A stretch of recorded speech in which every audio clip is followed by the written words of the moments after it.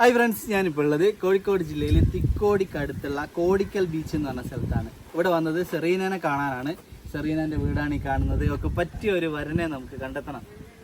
സെറീനയ്ക്ക് എന്താണെന്ന് വെച്ചാൽ ഒരു ഉഷാറ് കുറവെന്ന് അറിയില്ല നമ്മൾ. അതായത് ഇപ്പോഴെല്ലാം ചെയ്യും, പക്ഷേ പിന്നെ ഇപ്പോൾ നമ്മൾ ഒരു ഉദാഹരണം പറയാം. ആ റേഷൻ വീട്ടിൽ പോയിട്ട് ഒരു അരി വാങ്ങി പോവാ സെറീന എന്ന് പറഞ്ഞാൽ ഒക്കെ ഒറ്റയ്ക്ക് അവിടെ പോയി വാങ്ങിക്കൊണ്ടുവരാൻ പറ്റൂല. അതായത് ഇതൊരു ബുദ്ധിപരമായ വിഷയം അങ്ങനെയല്ല, പക്ഷെ ചെറിയൊരു ഇങ്ങനെയുള്ള കുറച്ച് ബുദ്ധിമുട്ടുകളാണ്. നമുക്ക് കൂടുതൽ ഡീറ്റെയിൽ ആയിട്ട് അവളോട് പോയി ചോദിക്കാം. നിങ്ങളെല്ലാവരും കൂടെ നിൽക്കേണ്ടതുണ്ട്. എത്രയും പെട്ടെന്ന് നമുക്ക് അവളെ കല്യാണം നടത്തണം കേട്ടോ. നവപള്ളിയിലേക്ക് പോവാം.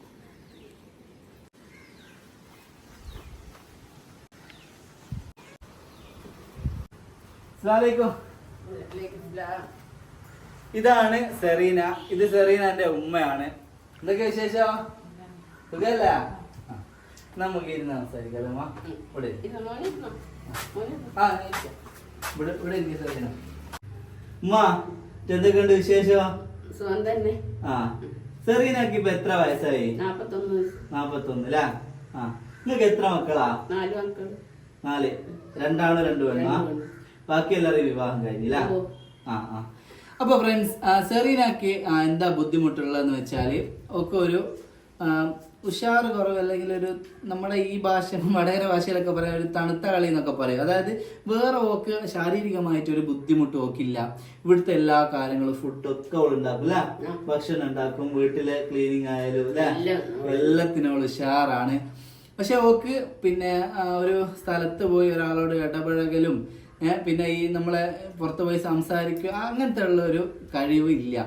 അതായത് ഇപ്പോൾ ഒരു കടയിൽ പോയി ഒരു സാധനം എനിക്ക് വേണോ എന്നെല്ലാം പറഞ്ഞ് വാങ്ങിക്കൊണ്ടിരുന്ന ഒരു സംഭവം ഉണ്ടല്ലോ, അതിനുള്ള ഒരു ബുദ്ധിമുട്ടാണ് നോക്കുള്ളത് എന്ന് വിചാരിച്ച് വേറെ വിഷയങ്ങളൊന്നും നോക്കില്ല.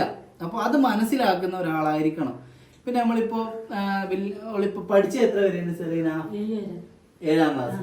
അപ്പോൾ സെറീനക്ക് എഴുതാനും വായിക്കാനും അറിയാവോ? പിന്നെ അത്യാവശ്യം ഒക്കെ ആ ഒരു 7ാം ക്ലാസ് വരെയാണ് പഠിച്ചത്. അതിനനുസരിച്ചുള്ള ഒരു എഴുത്ത് വായന കാര്യങ്ങൾ അതൊക്കെ ഒക്കെ അറിയാമെന്നാണ് അവള് പറഞ്ഞത്. നമ്മൾ അവളോടിപ്പോൾ കാര്യങ്ങൾ ഇതേപോലെ സംസാരിക്കുമ്പോൾ അതിനനുസരിച്ച് മറുപടി പറയും. പിന്നെ കുറച്ച് ചിന്തിച്ചൊക്കെ മറുപടി പറയേണ്ട കാര്യങ്ങൾ ഉണ്ടാവില്ല, ഓർത്ത് പറയേണ്ട കാര്യങ്ങൾ അതൊക്കെ ഒക്കെ അങ്ങനെ പറയാൻ പറ്റൂല. അത് പറയുമ്പോൾ ഇങ്ങനെ തെറ്റിപ്പോ അങ്ങനത്തെ കാര്യങ്ങളൊക്കെയാണ്. ഇപ്പൊ ഇതൊക്കെ ഉമ്മ പറയേണ്ട കാര്യമാണ്. അപ്പൊ ഞാൻ പറയുന്നത് വെച്ചാല് നമ്മൾ കുറെ നേരം ഇവിടുന്ന് സംസാരിച്ച് അപ്പൊ എനിക്ക് മനസ്സിലായ രൂപത്തിൽ പറയാണ്.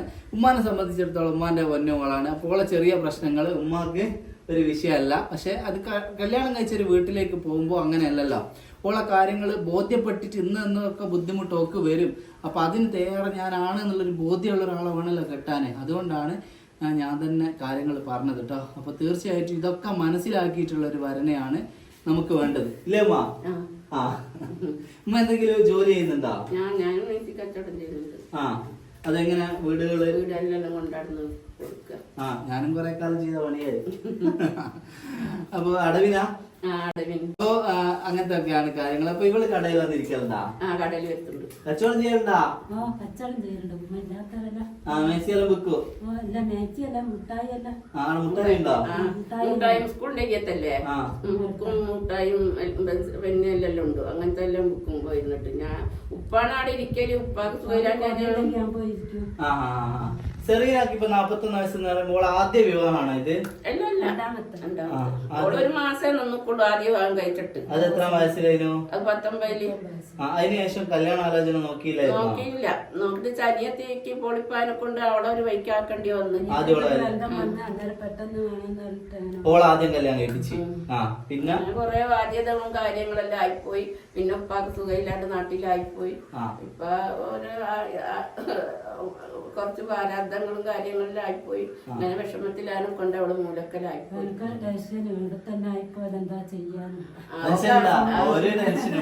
അങ്ങനത്തെ ടെൻഷനും ബേജാറാണ്. അതാണ് വാക്ക് ഓരോക്കെ ഒന്നുമില്ല. ഒക്കെ അങ്ങനത്തെ ഒരു മനപ്രയാസാണ്. ഞാൻ ഇങ്ങനെ പുറയിലായിപ്പോയല്ലോ, ഞാൻ എന്താക്കൂന്നുള്ള ചിന്ത ഒക്കെ മനസ്സിലായി. അത് ആ ഒരു ഭയം പോലെ ഒക്കെ മനസ്സിൽ പ്രയാസം പോലെ. മറ്റൊക്കെ ഒന്നുമില്ല. അതെ, നമുക്കൊന്ന് കല്യാണം കഴിഞ്ഞിട്ട് ഒന്ന് പുറത്തേക്കൊക്കെ പോണല്ലേ ഭർത്താവിനെയും കൂട്ടി. ഇതുവരെ പോവാത്തൊക്കെ ഇനി നമുക്ക് എല്ലായിടത്തിലും കറങ്ങണല്ലേ? തീർച്ചയായിട്ടും ഓള് പുറം ലോകത്തുമായിട്ട് അങ്ങനെ ഭയങ്കര ബന്ധങ്ങളൊന്നും ഇല്ല. ഉമ്മാരോടും ആങ്ങളമാരോടും ഒക്കെ പുറത്തൊക്കെ പോകുമെന്നല്ലാണ്ട് ഓള് അല്ലാണ്ട് അങ്ങനെ ഒരു ടൂറ് അങ്ങനെ പുറത്ത് ഫ്രണ്ട്സുകള് അങ്ങനത്തെ ഒരു ഇതും ഇല്ല. അപ്പൊ തീർച്ചയായിട്ടും കല്യാണം കഴിക്കുന്ന ആളായിരിക്കണം ഇനി അവളുടെ ലോകം ഒരു പുറത്ത് കൊണ്ടുപോകണം. നമ്മൾ സാധാ നല്ല ഹാപ്പി ആയിട്ട് ജീവിക്കണം. നമുക്ക് 41 വയസ്സാണ് ആയത്. നമുക്കൊരു എത്ര വയസ്സ് വരെയുള്ള ആലോചന സ്വീകരിക്കാം? ഒരു 47ന്റെ ഉള്ളിൽ അല്ലെ? ഇപ്പൊ ഒരു 47 വയസ്സിന്റെ ഉള്ളിലുള്ള ആളായിരിക്കണം. പിന്നെ ആ ഒരു വയസ്സിന്റെ ഉള്ളിൽ തന്നെ ഭാര്യ മരിച്ചതില്ലെങ്കിൽ ഡൈവേഴ്സ് ആയ ആൾക്കാരുണ്ടാവും. അങ്ങനെയുള്ള നമ്മൾ സ്വീകരിക്കുക. വലിയ കുട്ടികളുള്ളൊന്നും നോക്കുമാണ്ടെന്നാ പറയുന്നത്. കുട്ടികളില്ലാത്ത അങ്ങനെ ബാധ്യത ഇല്ലാത്ത പോലെ ഉണ്ടാകുമല്ലോ, ബാധ്യത നമുക്ക് സ്വീകരിക്കാം അല്ലെ? ഓള് പറയുന്ന വെച്ചാലേ കുട്ടികളുള്ള ഒരിക്കലും വാണ് പോയ പിന്നെ നാളെ പിറ്റേന്നൊരു പ്രശ്നത്തിന് ഇടയാണ്. അത് വേണ്ടെന്നോട് പറയുന്നത്. ഇപ്പൊ നമ്മളെന്താക്കാൻ അങ്ങനെ തീർച്ചയായും അങ്ങനെയുള്ള ആളുകൾ ബന്ധപ്പെട്ടാൽ മതി. അങ്ങനെ നമ്മൾ അടിച്ചേൽപ്പിക്കാൻ പറ്റില്ല. ജീവിക്കേണ്ടത് കല്യാണം കഴിഞ്ഞ് ഇങ്ങനെ ആയിപ്പോയി, പിന്നെ ഇങ്ങനെ ജീവിക്കാനുള്ള. അതെ, അതൊന്നും ഇല്ലല്ലോ, നല്ലൊരാളാൻ തന്നെ വരും. പിന്നെ അതുപോലെ തന്നെ നമുക്ക് ദൂരം പ്രശ്നം ഉണ്ടാവും.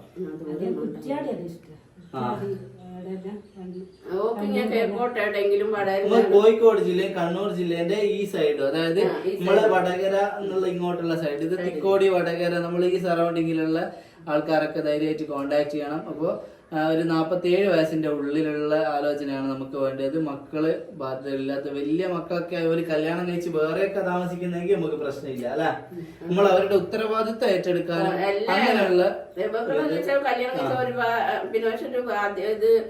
ഇതും വേണം, പക്ഷെ ഒരു കഴിവും വേണം. കല്യാണം കഴിച്ചുകൊണ്ട് പണ്ടത്തെ പോലെ കഷ്ടപ്പെടാനൊന്നും കഴിയില്ല. അതെ, കുറച്ചല്ല, നല്ലോണം നോക്കുന്ന ആള് അല്ലേ? അതിലൊരു ഇതും ഇല്ല, സാമ്പത്തികം ഇല്ലാണ്ട് നോക്കാൻ കഴിയില്ല. അവളത് എല്ലായിടത്ത് പൊന്നും മിന്നലെടുത്ത് തിന്ന് പിന്നെ മേലോട്ട് നോക്കി കുത്തിരിക്കുന്ന സൈസുള്ളതൊന്നും വേണ്ട. തീർച്ചയായിട്ടും നല്ലൊരു ജോലിയും ഓളെ നോക്കാനുള്ള സാമ്പത്തിക ഭദ്രതയുള്ള ഒരാളെ തന്നെയാണ് നമുക്ക് വേണ്ടതെന്നാണ് ഉമ്മ പറഞ്ഞത്. അങ്ങനെയുള്ള ഒരാൾ തന്നെ മുമ്പോട്ട് വരട്ടെ. പിന്നെ വേറൊരു പ്രധാനപ്പെട്ട കാര്യം എന്ന് വെച്ചാൽ ഉമ്മ, നമ്മൾ വീഡിയോ ഇടുമ്പോൾ പല സ്ഥലത്തുനിന്നും ആളുകൾ നമ്മളെ ബന്ധപ്പെടും, പല ജില്ലയിൽ നിന്നും. അപ്പൊ നല്ലപോലെ നിങ്ങൾ അന്വേഷിക്കണം. അതേപോലെ നിങ്ങൾക്ക് ഇവരെയും അവിടെ വന്ന് നല്ലപോലെ അന്വേഷിക്കാം. കല്യാണ ശേഷമുള്ള ഒരു കാര്യത്തിനും എനിക്ക് യാതൊരു വിധ ഉത്തരവാദിത്വം ഉണ്ടാവില്ല. നിങ്ങൾ തന്നെ അന്വേഷിച്ച് ചെയ്യാം. ഇതിൽ നമ്പർ കൊടുക്കും, അതിൽ ആൾക്കാർ വിളിക്കും, നമ്മൾ അന്വേഷിച്ചിട്ട് ചെയ്യാട്ടാ. പിന്നെ ഗൾഫ് കോളൊക്കെ ഒരുപാട് വന്നാല് ആ ഗൾഫ് നമ്പറിലെ കോളൊന്നും എടുക്കണ്ട. ഇങ്ങനെ നമ്മൾ കഴിഞ്ഞ വീഡിയോയിലൊക്കെ പറഞ്ഞാണ്. അങ്ങനെ ഗൾഫിൽ നിന്ന് വിളിക്കുന്ന ജെന്യുവൻ ആയിട്ടുള്ള ആൾക്കാരാണെങ്കിൽ നിങ്ങൾ നാട്ടിലുള്ള ആളുകളെ കൊണ്ട് വിളിപ്പിക്കുക. അപ്പോൾ എന്നിട്ട് നിങ്ങൾ വിളിച്ചിട്ട് ഇന്ന നമ്പറിൽ നിന്ന് ഗൾഫിൽ നിന്ന് വിളിക്കുന്നെല്ലാം പറഞ്ഞാൽ പിന്നെ എടുക്കുന്നത് കൊണ്ട് പ്രശ്നമില്ല. അതിലും എന്തെങ്കിലും ഉടായിപ്പോയിട്ട് ആരും വരരുത് കേട്ടോ. നാട്ടിലുള്ള ആൾക്കാർ തന്നെ വിളിക്കുക. ഗൾഫ് നമ്പർ ട്രേസ് ചെയ്യാൻ പറ്റൂല എന്നുള്ളതുകൊണ്ട് ഒരുപാട് ഉടായ്പകൾ വിളിക്കുന്നുണ്ട്. അതുകൊണ്ടാണ് എടുത്ത് പറയുന്നത്. ആർക്കും ഫോട്ടോ അയച്ചു കൊടുക്കണ്ട, ഓളെടുത്ത് ഫോൺ കൊടുക്കുകയും വേണ്ട, നിങ്ങൾ തന്നെ ഡീൽ ചെയ്താൽ മതി. അത് ഉമ്മ അങ്ങ് ഡീൽ ചെയ്തോളൂ. ഉമ്മ നല്ല അടിപൊളി കൊച്ചിക്കാരുത്തിയാട്ടാ അല്ലേ? എന്റെ നമ്പർ കൊടുത്തിരിക്കുന്നത് ആണുങ്ങളെ നമ്പർ കൊടുത്താൽ മതി. നിങ്ങളതൊന്നും കൊടുക്കണ്ട, അതെല്ലാം പിന്നെ പണിയാവും. നിങ്ങളെ വീട് കൊച്ചിയില അല്ലേ? പിന്നെ കൊച്ചി പള്ളുത്തി തൊപ്പുംപടി ഇങ്ങോട്ട് കെട്ടിച്ചുകൊണ്ടു കോട്ടേജിലാണ് എന്റെ അനിയത്തിനെ കല്യാണം കഴിച്ചത്. എന്റെ ആങ്ങളാരെല്ലാം പള്ളുത്തിലാണ്. എന്റെ ഉമ്മാന്റെ കുടുംബം തന്നെ എന്റെ മാപ്പിള. അങ്ങോട്ടും ഇങ്ങോട്ടും എടുത്തതാണ്, പുറത്തൊന്നല്ല. എന്റെ ഉമ്മ നാട്ടുകാരത്തിയ, തിക്കോടിക്കാരത്തിയ, എന്റെ വാപ്പ കൊച്ചിക്കാരനാ. അങ്ങനെ 13-12 വയസ്സിൽ കല്യാണം കഴിച്ചുകൊണ്ടിരിക്കുക. അപ്പഴത്തെ കാലല്ലേ, എത്ര വർഷം മുമ്പ്. അതെ, അപ്പൊ ഇത് കോടിക്കൽ ബീച്ച് ഏരിയ ആണ് കേട്ടോ. ഇവിടെ ബീച്ച് ഇവിടെ അടുത്താണ്, ഈ ഒരു ഏരിയ ആണ് വരുന്നത്. അപ്പൊ തീർച്ചയായിട്ടും നല്ല നല്ല ആലോചനകൾ വരട്ടെ. ഉമ്മാക്ക് വേറെന്താ പറയാനുള്ളത്? എനിക്കൊന്നുമില്ല. അവള് സന്തോഷത്തിന്റെ നിലയിൽ ഉള്ളൊരു വൈക്കാണ്. അതാണ് ഓളൊരു നോക്കുന്ന ഒരു ഭർത്താവിനെ കിട്ടേണ്ടത്. മറ്റുള്ള ഒന്നും എനിക്ക് പറയാനില്ല. ഓളൊരു കാര്യം എനിക്ക് പ്രയാസമായിട്ടുള്ളത്, അതൊന്നും എനിക്ക് പറയാനില്ല. ഓളെ മനസ്സിലാക്കുന്ന ഒരാള് നല്ല സുഖ സന്തോഷത്തിൽ ഓല് കഴിയണം മരിക്കുന്നവർക്കും. ഓളെ കൊണ്ട് ആർക്കും ഒരു ഇടങ്ങാറുണ്ടായില്ല. കല്യാണം കഴിച്ച് കൊണ്ടുപോയാൽ തന്നെ നല്ലതാ. ഓളെ പോലെ കൊണ്ടുപോയാല് നമ്മളെല്ലാം വിചാരിക്കും ഓളെ പോലത്തെ ഒന്നിനെ കിട്ടാൻ നമ്മളൊരു പോലെ നമ്മൾ ആഗ്രഹിക്കുക കെട്ടിക്കുട്ടി കൊണ്ടുവന്ന് കൊണ്ടുവരുന്നത്. ആരും പുറത്ത് പറഞ്ഞില്ല, കല്യാണത്തിന്റെ മുന്നേ ആരും പുറത്ത് പറഞ്ഞില്ല. പിന്നെ ഓരോരുത്തര് പറഞ്ഞേ അത് ആദ്യത്തെ കല്യാണത്തിന്റെ ആദ്യ വിവാഹത്തിന്റെ കഴിഞ്ഞതിന് ശേഷമാണ് പറഞ്ഞത്. അപ്പൊ നമ്മള് അറിഞ്ഞിരുന്നില്ലല്ലേ കാര്യങ്ങളൊന്നും. പിന്നെന്താ വാപ്പ നാട്ടിലില്ലേനും അന്നേരം പിന്നെ ഇന്ത്യയിലെല്ലാം ചെറുതേനും. അപ്പൊ ഇൻഷാല്ല അപ്പൊ തീർച്ചയായിട്ടും എന്റെ ഉമ്മാക്ക് ഞാൻ ഒരു മോളേ ഉള്ളൂ. ആ. എന്റെ ഉമ്മാക്ക് ഞാനൊക്കെ എനിക്ക് ആങ്ങളാരൊന്നും വേറെ ഇല്ല. എന്റെ ഉപ്പ ആദ്യം കിട്ടിയിലാണ് ഈ ആങ്ങളമാരി. എന്റെ ഉമ്മാക്ക് ഞാൻ രണ്ടാം കിട്ടാണ് എന്റെ ഉമ്മ. അപ്പൊ എന്റെ ഉമ്മാക്ക് ഞാൻ മാത്രമേ ഉള്ളൂ.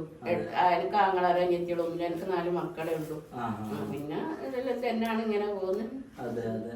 അപ്പോ കാര്യങ്ങളൊക്കെ മനസ്സിലാക്കിയിട്ട് തീർച്ചയായിട്ടും ഒരാൾ മുമ്പോട്ട് വരട്ടെ. അപ്പൊ വേറെ ഒന്നും കൂടുതലായിട്ട് പറയാനില്ലല്ലോ അല്ലേ? ഇപ്പൊ സെറീന വേറെ പറയാനുണ്ടാ? എങ്ങനെയുള്ള പിയാപ്പിളിനെ വേണ്ടിയാ എന്നെ നോക്കുന്നത്? എന്നെ ഇടയിൽ എല്ലായിടത്തും കൊണ്ടുപോകുന്നു. അല്ലാണ്ട് ഇങ്ങനെ പറയാ കുത്തിന്നിട്ട് ഇങ്ങനെ സുഖത്തിട്ട് ഇങ്ങനെ തന്നെ ആയി തോന്നുന്നു. എത്ര കാലം ഇങ്ങനെ പോലെ ഇങ്ങനെ ഇരിക്കും അല്ലേ?